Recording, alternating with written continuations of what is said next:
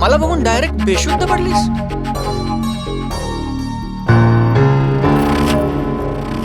साहेब, इतका भयानक आहे का हो माझा चेहरा? वरद, आपण सगळे बाहेर थांबूया. हिला थोडा आराम करू दे. चला मी इथे बसते. चल.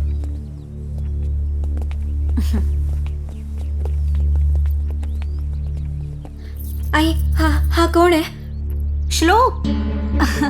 अगं श्लोक आहे तो. हा, तू श्लोकला पहिल्यांदाच बघितलं असशील ना? वरदला अगदी मोठ्या भावासारखा आहे तो. 25 वर्षापूर्वी एवढंसं छोटंसं बाळ कोणीतरी दुपट्यात गुंडाळून आमच्या शाळेच्या आवारात सोडून गेलं होतं. कशी माणसं असतात ना, त्या तान्ह्या बाळाला सोडून जातात. हे म्हणत होते की आपण याला आश्रमात ठेवूया. पण पायगुण बघ याचा. हा ज्या दिवशी आमच्या घरात आला ना, त्याच दिवशी मला वरदची बातमी कळली.